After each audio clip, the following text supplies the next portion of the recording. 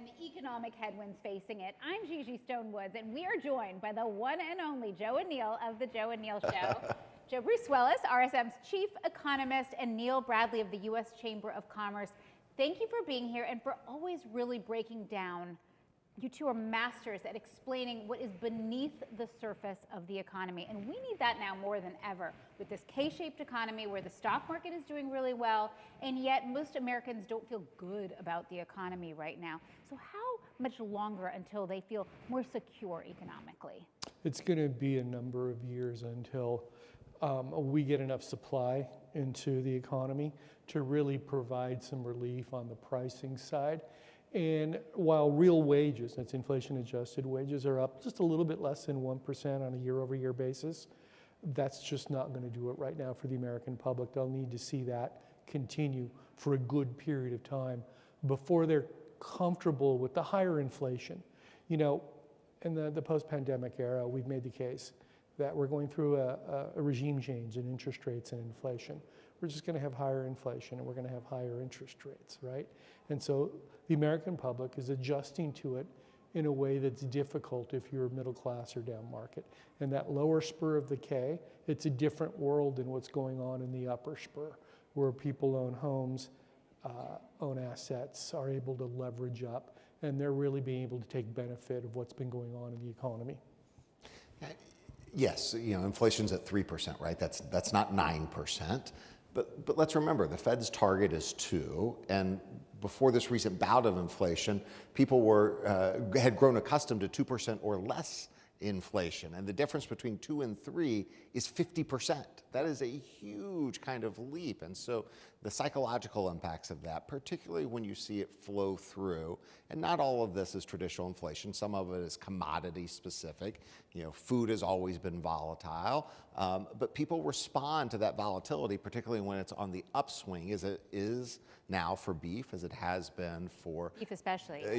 Things like coffee, et cetera. So I think people have a pretty reasonable understanding of where the economy is. And then you layer on top of that, of course, this is an incredibly uncertain time with AI. I happen to be very bullish on AI, but I appreciate the fact that it raises lots of questions for people and creates uncertainty and concern. And so Joe's exactly right. This is, we're not going to flip a switch in 2026 and somehow everyone feel all normal again. Hawkish but divided Fed. One thing before we go, I think it's important out there because I'm getting people now walking up to me at lunch and on the street and asking, hey, what is it with inflation? Why are the people saying prices are going down when they're not? Okay, a business or a public will largely see inflation as, you know, food, fuel, utilities, and housing. Those are up anywhere between 3 and 6%. Fuel and utilities are 5.8%, right? That's no joke. When you add on education and healthcare, and we may have millions of people who lose their healthcare in the next couple of weeks, it's a recipe for a sour public. Going into the holidays, down market households are clearly pulling back on spending. No one's going to be happy there. Now, fortunately, in a little less than an hour, we're going to get a big policy decision out of our central bank. They're going to cut the policy rate by 25 basis points. But it's going to be a hawkish hold, meaning the bar for future rate cuts is going to be likely raised substantially. Moreover, I expect multiple dissents. Governor Barron wants a 50 basis point cut, but you're going to see probably 4 or 5 others that don't want any cut at all. To be honest, guys, I run 4 different models estimating the optimal interest rate for the Federal Reserve, the optimal policy rate. Not a one of them implies we should be cutting rates, but we are, because the growth in the labor market has now slowed to around 62,000 a month over the past 3 months. Now, as an economist and somebody who's a capital markets professional, that doesn't bother me. The economy will grow right near 2%. We'll have pretty stable financial conditions. But if you work in policy and politics, oh, that's a problem, because you have to explain that to a public, which will say, wait a minute, do you know what I'm paying? I mean, we're not going to be getting wage growth the way we were. We're now in a very difficult situation where I'm very happy I'm an economist and not a policy actor. What Joe just alluded to here is actually really important when you think about the psychology of the next year. And so, we get this monthly jobs report, and in some ways we've always paid too much attention to it, but it's become the zeitgeist of how we think about the economy. And we're used to seeing a month that adds 125,000, 150,000, thinking, okay, that's a solid jobs report. And if it's less than that, we start to get concerned because we assume that the unemployment rate is then going to be going up because clearly people aren't getting jobs. Well, if you add the demographic change that we're in as a result of baby boomers leaving and the reduction in legal immigration and the changes in people who've been legally eligible to work in recent years, but who are now being removed from the country, it's quite possible that the neutral rate at which you add jobs per month without the unemployment rate going up is something like 50,000 jobs. And so a 50,000 a month job report from a political standpoint, from the nightly news, would be viewed as disaster. From an economic standpoint, it's about how many jobs we can create with the labor supply that we have. And so that psychology, it's going to be really hard, I think, for people to adjust to next year. And we've got a central bank that's going to undergo some pretty serious reform, whatever you think of it, right? And it's going to need to focus a lot more on supply, because my entire career arc, it's just been about maintaining aggregate demand. That doesn't seem to be a problem right now. It's really about supply. And the truth is, Neil's spot on. The constraint on labor supply via demographics and tight immigration policy, and then trade policy overall, is really the big drag on the economy right now. And Americans instinctively, I think, understand that. And so when they hear, trade's about to make the economy great, they're just not buying it. There's a lot to unpack here, but first we're talking about the psychology of jobs. We've got all of these anecdotal evidence of college graduates not being able to get jobs, and I'm just wondering if this is already the beginning of the AI shift. We have anecdotal stories about that. I will say it doesn't seem to be showing up in the jobs data. We don't see kind of unusually high unemployment amongst the age cohort that represents college graduates, or even amongst the age cohort combined with college degrees. It doesn't seem to be the case that's actually occurring. It doesn't change the fact, though, that we read stories about it. There are always examples of someone who spent a lot of money, got a 4-year degree from a really good school, and suddenly couldn't find the job that they wanted. But I worry about translating those anecdotal stories into a real trend in the economy. I went back and looked at the unemployment rate of those 18 to 24 for the business cycle since 1990, since globalization started. It's exactly the same as we've averaged the entire time. I think we're having a little bit of a class conflict here. If your daughter goes to Princeton and she majored in information technology and she's not getting that job, it's a national scandal. If the 18-year-old kid down the street, high school graduate, doesn't get a job, well, that's his problem, right? So I think, it's not happening yet. There's some anecdotal evidence, especially around programmers in IT, that the first wave of AI is beginning to substantially reduce those opportunities. But we're not feeding into any of the other areas, and we may not for some time. Now, that does not mean there will not be technological unemployment. There were. When I was a little boy, my mother was a telephone operator. For all you under 40 out there, when you hit dial assist on Apple, we used to have real human beings do that. She used to connect calls with places like Tehran, Iran, and I used to have all these stories about the exotic places and people she would talk to each day. Well, technology rolls on, productivity increases, we figure out how to do things better, faster, and cheaper, and we don't have telephone operators anymore. But it took 25 years for that to evolve. My favorite story of this is, I guess it was maybe the early 1990s in New York City when ATMs were really beginning to proliferate, and there were protests outside of banks in the streets of New York City about how ATMs were going to take away all of these banking jobs. Turned out a few years later, we had all the ATMs and we were employing more people as tellers and clerks in banks than we were beforehand. And thanks to ATMs, we have the convenience of bank branches. It seems like on every single corner of every major city. And so sometimes people's best predictions of this disruption are quickly disproven. Okay. Hopefully a good metaphor for the future. Another thing you touched on was the role of the tariffs in terms of inflation. Have we not seen the full effect yet of the tariffs? We have not. It typically takes 2 years for the pass-through to get to around 90% downstream to the end user or the consumer. So where are we at? You know, we're almost 8 months into this now. The average tariff rate has moved from just under 2% to 14.6% as of mid-November. Your mileage will vary depending on what economy you're exposed to. If you're exposed to Brazil or China, I mean, China's 30%, the Brazilians are much higher. Canada and Mexico are 8 and 9% roughly. I think we're about to peak on the tariff rate.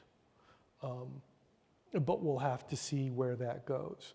Where can you see it most substantially? The price of durable goods in April was falling. Prices literally were coming down. Okay, on a year-over-year basis, it went from, I think, a negative 0.2 to around 1.4. That's going to substantially rise, okay? And then we can go product by product. It's there. We've got tariff-based inflation, and it's going to pick up, but it will be mid-2027 before consumers, I think, really feel it. They understand it. They may see a little bit of it, but they'll feel it by then because it will have been passed through. And of course, we have to still continue to talk about the Federal Reserve and its role. Is there concern about the Federal Reserve not being independent at this point, or do we have concerns about the future for the Fed's role? Well, I have a lot of faith in the Federal Reserve as an institution doing the things that it needs to do to preserve its independence. And I think the Supreme Court, both in the decisions, they just heard a case earlier this week about other independent federal agencies and the ability of the president to fire commissioners at those agencies. They're going to hear the case about Federal Reserve board member Lisa Cook later in 2026. I believe that the Supreme Court will preserve kind of a protection of independence around the Federal Reserve. That said, part of what drives Fed independence is our view that the Fed is acting independently. And you already see in surveys of investors and market participants, their confidence in the Federal Reserve operating independently has already fallen to some extent, and it's projected to fall even farther after Chair Powell leaves. And so that's not to say that that perception is a reality, but sometimes in this business, perception is reality. And so I worry that people's perception of the Fed falls off, and then that gets priced into interest rates. So the independence of the Federal Reserve is an indispensable element in the modern American economy. And when I say modern American economy, I mean an economy where its currency unit is the global reserve currency, in where we have a $38 trillion daily churn in global fixed income investments, and the US Treasury instrument is 30 trillion of it, where it's on 90% of the churn in the $9.5 trillion currency market. I would hope that we're going to proceed very cautiously over the next year as we appoint a new Federal Reserve Chairman. Because if the perception is that the Fed's doing the bidding of a White House that wants to push the federal funds rate down to 0 and mortgage rates down to 2%, we'll have an interest rate spike and we'll have a real inflation problem. Why does the Federal Reserve's independence and integrity matter so much? The way in which we conduct monetary policy. is we don't create money the way we used to. We create electronic credits, and then they sit on reserve at the central bank. There's about 2.94 trillion last time I looked, excess reserves. If you get an interest rate spike at the short end of the treasury curve, say 3 years, and it begins to move well above the interest paid on those excess reserves, those reserves are going to start flowing into this economy. And we'll start to have inflation like we saw in the late 70s and early 80s. This is not what we want. And this is why, if you're out there and you wonder why economists like myself get agitated over, hey, maybe we don't want these people on the Federal Reserve making policy. That's why. Because the bond market remains undefeated and is the undisputed champion. No one beats the bond market. Not even presidents of the United States, as we saw back in April. So it's a good question. It's well-timed, and we're going to get a new Federal Reserve Chairman who's going to take power next May. It's a good opportunity for the United States Senate to show Yes. In the confirmation process how much they value the independence of the Fed. So there's a lot of things to play out between what the Supreme Court does, what the Senate does. It's not just all about what President Trump does, but this is a moment where we need every institutional actor to take steps to reaffirm the Fed's independence. And the Supreme Court is going to weigh in on this, but to bring our last two topics together, the Supreme Court is also going to weigh in on the tariffs. So how could that change things? Well, in some way, so if you watch the oral arguments over the IEEPA tariffs, I think there's a good reason to believe that the odds are slightly in favor of the court striking down the president's ability to impose the type of tariffs that he imposed under what's called IEEPA, a 1970 statute. In the past, when the courts have struck down the government's exercise of a taxing or tariff power as illegal, they've required the government to pay the money back because we couldn't have taken this from you legally, therefore you're entitled to the money back. That actually became a question from one of the justices during this hearing. So that could mean that people are entitled to refunds. And so through October, we're over $100 billion in IEEPA tariffs. But understand that that's just slightly more than half of all of the increase in tariff. There are lots of other tariff authorities that the president has. Most of the China tariffs are not IEEPA. The steel, the aluminum tariffs, the tariffs on furniture and lumber, those aren't done under IEEPA. Those wouldn't be touched. And the president could use those other authorities to replace most, but not necessarily all, of the IEEPA tariffs. So what that may mean is, going forward, we don't see any meaningful reduction in tariffs, but we do have a massive refund for tariffs paid sometime in the first half of 2026. And that may create the conditions for a bit of turbulence in the long-term yields in the U.S. bond market. And there are a lot of numbers being thrown around. The last one I saw that seemed about right was about 115 billion that may be refunded, which is why you may see the 10 and 30-year move higher. And 2026 will mark the onset of expansionary fiscal policy in most of the G7 as the Germans rearm and we have a big tax cut. And we're going to have higher interest rates at the long term, even if the Federal Reserve is able to cut the policy rate 2 more times next year. Very different cyclical dynamics. And you combine these two topics that we just talked about, tariffs, the fiscal, the fiscal expansion that's coming from the tax bill that really does hit in 26 much more than it hit this year, combined with questions about the independence of the Federal Reserve. It is really a recipe for particularly the 10-year not to be as responsive to those changes in interest rate policies as we've traditionally seen, because people are concerned that, what are we going to allow inflation to get out of control? Are we going to have policymakers in Congress who want inflation to get out of control because that's their way of dealing with this massive debt that they've created?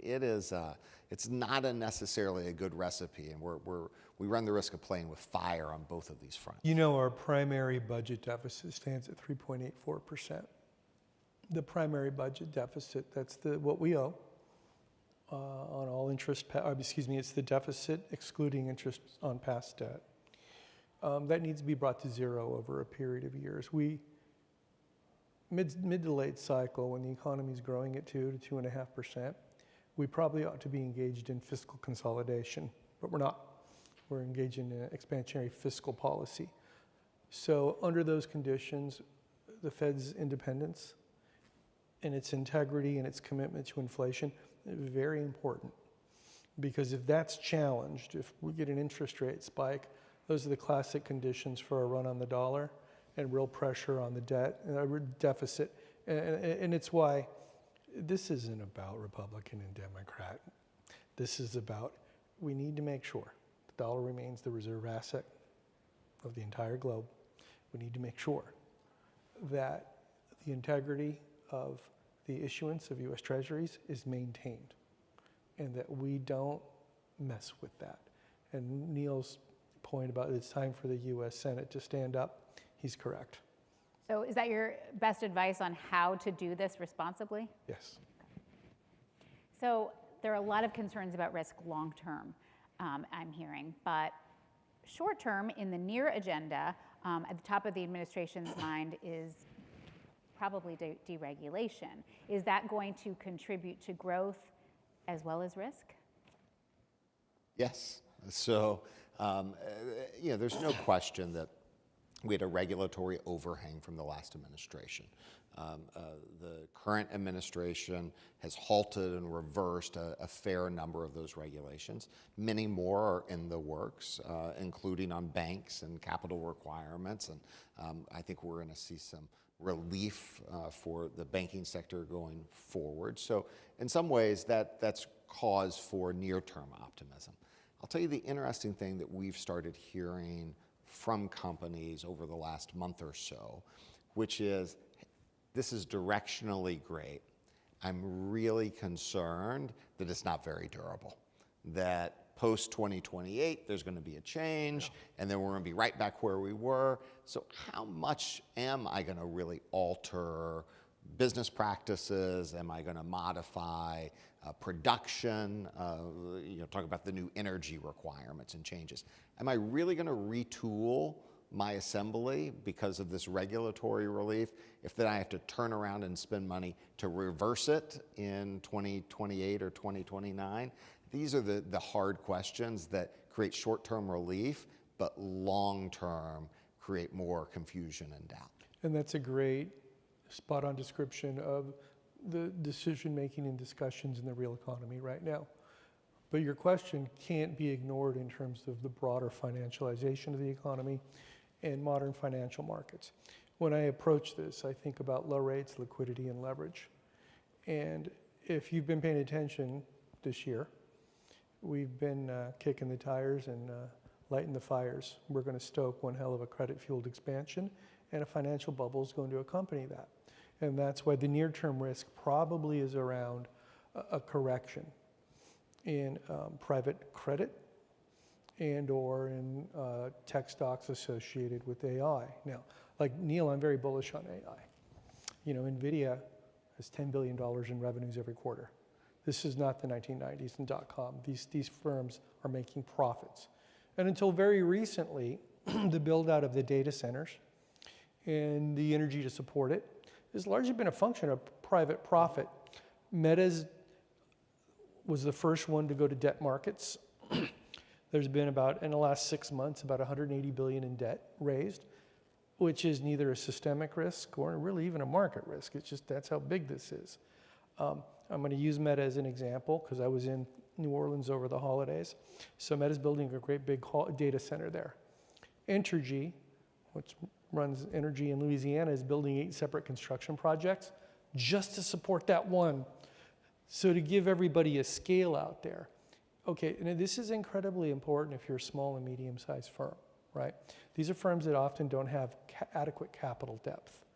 They just can't saddle up to the discount window at the Fed and save for the middle market lending facility at JP Morgan, which is looking to expand.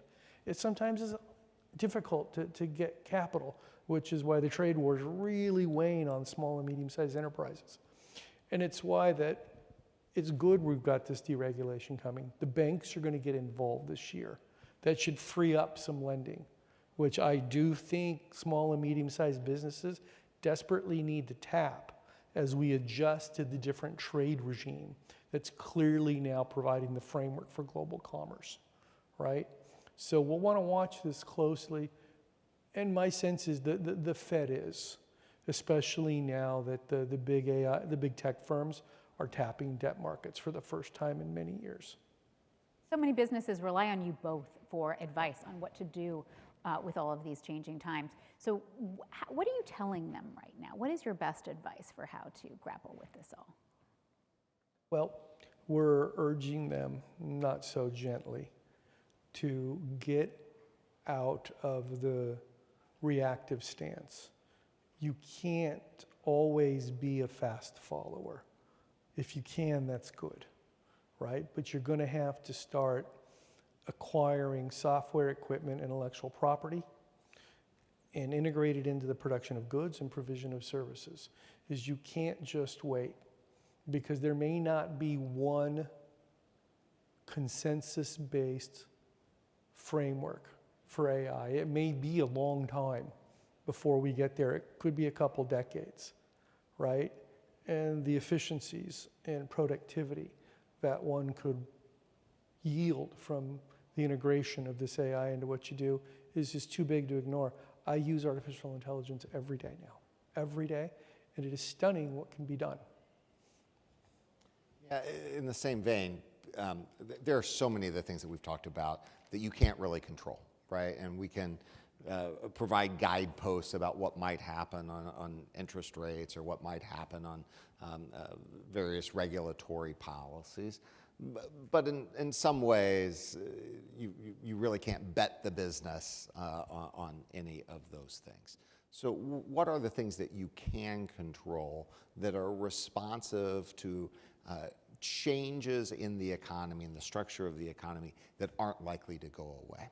And so the demographic challenges that we face, the workforce challenges, those are not going to go away. And so how do you respond to those? The price pressure that we feel from all the various policies we've talked about, that's not going away. We're arguing about whether we're going to settle into a new normal of around 3% rather than 2%. I hope it's closer to 2%. But irrespective, we're not going back to the days of virtually no inflation and zero interest rates. So what are the things that you can do in response to that? You can become much more efficient in your own operations. And so that's AI, that's robotics, that is really focusing on how you squeeze your operations. And doing that now will best position you for the kind of known knowns that you're going to have to navigate. So many companies are worried about investing in technology that might become obsolete, so it's a delicate dance. That's right. Yep. It is, but I would be more concerned about being behind my competitors. Because what you're going to learn in the cycle will be to your benefit rather than sitting back and waiting to be told this is the way to do it. And because that day might never come. That's right. It might not come for a long time. And the increase in the price level, 3% rather than 2%, we get these questions a lot. And how I explain it is that if 2% inflation is reality, the price level will double in 36 years. If it's 3%, it doubles in 24. So that next 10 become very important, which is why efficiencies and productivity are really key to managing your operations. And then making sure you're hiring people with the requisite skill sets that can manage that technology and adapt and adopt the new technology that will come in its wake. One of the more interesting things about AI use by businesses that I'm fascinated by, and by the way, makes me optimistic about the future in the economy, is the adoption rates among small businesses. So at the U.S. Chamber, we survey that 58% in our survey a couple of months ago of small businesses, 250 or fewer employees, self-report using generative AI. So quick adoption, like 3 years ago, we were in the low 20s in terms of adoption. But the interesting thing when you talk to them, and then you talk to a large company, or even an organization like the U.S. Chamber, we have lots of rules around the use of AI. Most companies have lots of rules. We're trying to protect certain bits of information. We want to garden, all of which makes sense. You know who has virtually none of those rules? Small businesses.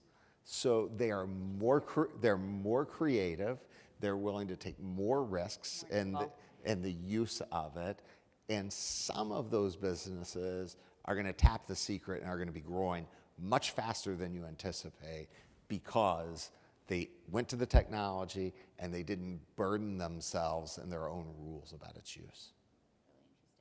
Really interesting. So I have to go to some of our audience questions. They're all anonymous today, but we're asking, can you talk, we did a little bit, but maybe some more about the implications of printing money on the economy.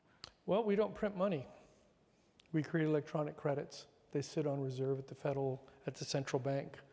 And this is, when I hear people talk about printing money, it's a relic of a past age, and it's not necessarily in touch with how modern central banking is constructed and how the Federal Reserve operates. Now, that being said, we created enough electronic credits to allow the banks to leverage up, right? Which is why the Federal Reserve has to be very careful in terms of overdoing it on rate cuts, especially given where inflation is. So the CPI is at 3%. We'll get a new one a week from tomorrow on the 18th. It'll move up to 3.1%. But some of the internals, especially demand for digital, demand for services, the inflation rate is closer to 4% than it is 3%. And that's got to do in part with that K-shaped economy, with those upper end consumers are just flush with cash. They have a true tailwind behind them from equity markets, and we're experiencing a classic wealth effect, right? And so the Federal Reserve is just going to move very slowly, I would think, until we get the new Federal Reserve Chairman next spring. By the way, now we're going to get quite the tailwind from the tax cut. The no changing the withholding schedules, cash is going to start flowing. I expect the economy to grow next year well above trend, probably closer to 2.5%. And I think the labor market's going to stabilize, and hiring is going to begin to pick up again. If we have the people. If we have the people, that's right. But we'll see that in the jolts, because we'll see the job openings begin to rise in advance of that. So the administration will have the chance, perhaps, to rationally walk back some of what they're doing, making some of what we need, whether it's in ag, whether it's in manufacturing or it's construction, on the books and legal. And then we can have a talk about where we go from there. The interesting three big policy infusions potentially into the economy in the first half of next year. We talked about that 150 billion refund in tariffs. Plus, we didn't change the withholding table, so everyone gets the benefit of the new withholding tables come January 1st. Plus, very, very few people went in and adjusted their own withholding, which means bigger refunds in next year. And so the first half of next year, we really are pushing a lot of juice into the economy, which will confuse some of our outlook for the midterm. And so we're going to have to be careful how we navigate that. And the Fed's going to have to be careful how they navigate it. And there's going to be a positive feedback loop into what we were talking about earlier around capital investment, which is permanent expensing, retroactive.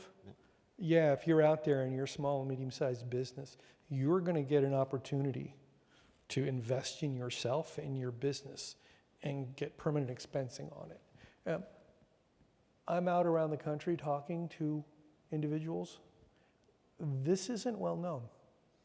For whatever reason, it's just the administrations had not stuck the landing on communicating their own policy successes. And so I'm going around the country and making the point, you need to make those investments. And you don't have to wait till next year. It's No. retroactive to January 19th of this year. That's right, do it right now. I would be remiss if I didn't touch on a lot of concerns being voiced out there that the stock market cannot keep going at this rate. What is your take? Well, we have a very sophisticated metric to look at when we think there's a probability of a correction.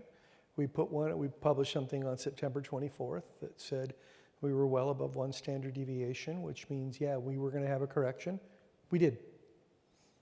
Now, when we run that same metric, it says, nope, we're probably right around where we should be.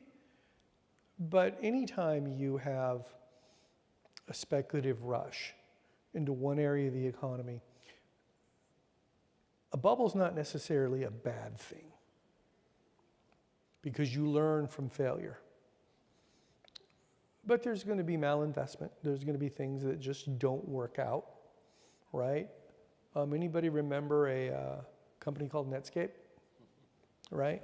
Surely. At the time, it was a pretty good idea. It had a pretty big valuation, a nice IPO, and it sort of just disappeared as competitors provided better products. I mean, I can literally remember an old professor of mine saying, you ever heard of this thing called Google? Why's everybody talking about it, right? Yeah, you know, I use ChatGPT, I use Perplexity, I use Claude. Maybe one of them is going to be the winner, but I'm not certain, so I try to use all of them. And there's a proliferation of others that are coming along. If there is a large correction, one of the primary drivers of growth in the economy are those upper end consumers, the individuals who live up in the upper spur of the K. In the data, the only time we've ever had literally a contraction was after the Great Financial Crisis or during the Great Financial Crisis. So we're not going to use the term pull back. We're going to use the phrase a slowing in the pace of outlays. And that could cause the economy to slow quite notably, right? Because when you have a bifurcation in the economy, an asymmetric tilt towards 10% of households who are responsible for 50% of spending, yeah, if you're benefiting from a wealth effect now, you get negative wealth effect later on. And so that's how I think of this. Now, like I said, I want to make sure we state this. All bubbles aren't bad. They're just not, right? Sometimes you need to kick the punters and the speculators out. And that's where we've been the past several months. It looked like the correction that started in October and moved into November has done that. So I'm a lot more confident about where we are now than I was at the end of the summer when things were looking a little bit frothy. Can you see real differences from past bubbles? Well, that's right. I mean, the dot-com bubble, those firms didn't have profits. NVIDIA has 10 billion in profits per quarter, right? We're in a very different situation. I think sometimes, especially in financial markets, because the money's there, we get a little bit intellectually lazy. Too easy and facile, inappropriate analogies. And the analogy that's being drawn, I think now, not from you, but I see too much in the market is completely inappropriate. So I asked you both about your advice for small businesses and businesses in general, but I'd love to also ask you your advice for the current administration, because we do have people watching the show that could benefit from your thoughts. So I always like to have that involved. Focus on growth, growth, growth. So we're going to grow at 2%. It's fine. If we were in Europe, we'd be like, ah, great, we grew at 2%. Americans are not accustomed to 2% growth, and they're, in my opinion, not likely to become accustomed to that. That's one of the reasons there's a lot of frustration. The thing that is most disturbing to me is that we had it within us to get to 3% this year. And so, you know, a more targeted approach on tariffs, a better approach on workforce and immigration, we would be flirting at 2.8, 2.9% growth this year. We're going to get some wind in our sails next year, some of which is temporary because of the timing and what we've done with juicing it. We need to be focused on getting more permanent wind in our sails and figuring out how to dial into 3% growth and not explain away that 2% was a good year, is my best advice. If we're growing at 3% and we still have elevated inflation above where we want to be, it's going to become a lot more tolerable for the wide swath of the American people, because at 3% growth, you are going to see more faster growth in wages. Just like the Federal Reserve, the administration is going to have to really focus like a laser beam on aggregate supply. We need more supply of everything, right? I agree, fossil fuels are going to be a permanent feature of the American energy landscape. That doesn't mean you get rid of all of the renewables, right? If we're going to create the energy matrix to support AI, we're going to need wind, we're going to need solar, we're going to need nuclear, we're going to need all of these things, right? And then take what I consider to be the very forward-looking steps they just took on an enormous number of food items. Roll back the tariffs on the things that make sense. Move beyond the, histrionics around trade, and start to do things that are in the forward-looking interest of the entire American public, as opposed to an isolated small number of companies. Protectionism doesn't work. I'll give you one of my favorite examples that combines those two. Aluminum, right? Yes. So what does it take to make aluminum? It takes a lot of electricity. If you go back to World War II, when we had to build lots of planes to go win the war. Very similar, yeah. Do you know where our aluminum came from? Our friends in Canada. Yes. Because of hydroelectric power that was cheap and easy to produce. Canadian aluminum is not a threat to the United States national security. The idea of either raising the price of aluminum or suggesting that suddenly we're going to start smelting aluminum here when we could better use that electricity to power our data centers and the AI growth, that's one of those things that's like a double whammy. We're just much better off relying on our allies, focusing on the things where we have a definite comparative advantage, and that is deploying this all-of-the-above energy strategy to AI, which is going to boost productivity, which is going to boost growth. And if we really want to make sure we have a supply chain of rare earths to support our computers and our fighter jets, make friends with the Canadians, cut deals with the Australians. That's where we want to create the supply chain, not with the Russians, right? We know what to do.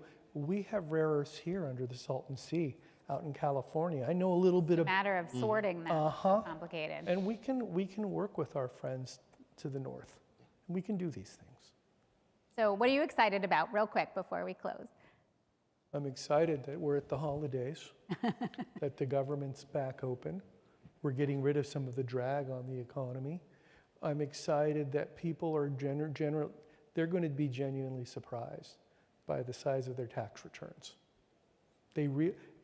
Sometimes it's a little too inside baseball between Washington and New York. Because you live in a high information environment, you work in a total information environment in some cases, we all tend to just assume everybody else knows these things. You know, when I get outside that little protective bubble, they do not. And they look at you like, really? My tax return's going to get bigger? Oh, yes. Yes, it is. And you're really going to enjoy what goes on later this spring. We talked about AI, and I'm optimistic and excited about that. About entrepreneurialism. We started this conversation by the concern that people have about the economy. But you know what? We actually haven't seen a fall off in new business starts. And I guarantee you, if you're one of the thousands of people over the last couple of months who've gone out and started a business in America, you didn't wring your hands and go, well, it's a really bad economy. I don't really know. You know what? I'm going to take out a second mortgage. I'm going to pull down all my retirement to fund this business. You did it because you think you have an idea and you're optimistic. And the fact that we have tens of thousands of people doing that every single month in America, you want to know what makes the Chinese scared about America? That's what makes the Chinese scared about America. It should make us proud. American entrepreneurship and optimism alive and well. Thank you for ending on a positive note. And thank you for such clarity and insight in these very unprecedented economic times. As always, Joe Brusuelas, RSM's chief economist, and Neil Bradley of the U.S. Chamber of Commerce. A great conversation. You are watching The Real Economy.